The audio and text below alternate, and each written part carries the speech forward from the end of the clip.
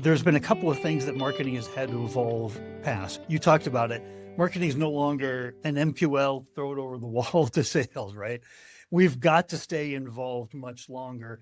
And in fact, I talk to CMOs all the time that are like, we're involved all the way through past close deal, retention, but that hasn't always been the mindset. And the mindset had been for a long time is how can we automate absolutely everything, which to a certain degree kind of flies in the face of it's all about relationships. It's all about building trust, right? So how do you stay involved? And if you're saying that's not really a gap, it's just more the responsibility of marketing, right? You could call it that then there's like almost a CRM that marketing needs to have, right? There's nurture, there's relationships that need to be built, sequences that are designed, all kinds of things that need to happen there. How do you see that happening and not just running automations? Yeah, I mean, we certainly have plenty of automation and AI is obviously making this way easier. But no matter the tool or the type of communication you have going out, the trust building, like the job to be done for marketing is to create enough trust and endearment to the brand that by the time they are ready to want to engage with the sales rep, that is also another fundamentally like different view of marketing now, which is like people are going to ask the LLM, for example, what the best company is, and they're going to trust that with their whole heart, whether they use an LLM or not.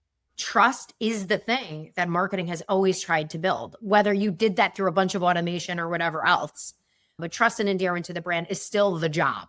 I still think that the job of the sales rep is to be like, great, you believe that we are a potential solution for you. Let me show you exactly why. Here are all of our capabilities, like more of the down funnel thing.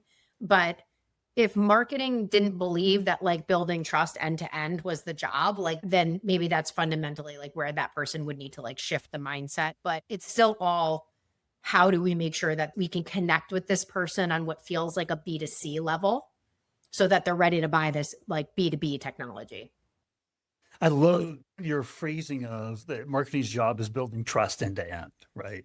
And I think it was right before the beginning of the year, Forrester came out and they said 2026 prediction, it's all about trust. Like trust is the currency, right?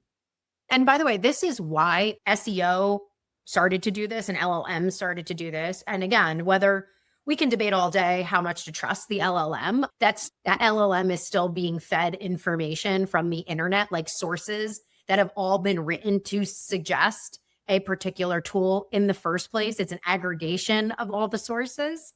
So you really should use some level of like your own filter when just getting a piece of information from Claude or OpenAI or Gemini or whatever. But instead, and why the LLMs? Because they'd rather use the aggregate of what's happening on the internet, and the LLMs do prioritize sentiment. So how is the brand showing up like on trust review sites or whatever? Like they do use it directionally, but it's why you'd go to an LLM versus the first link you saw, because there's been a team of people trying to make sure that link showed up as the first. It's very self-serving.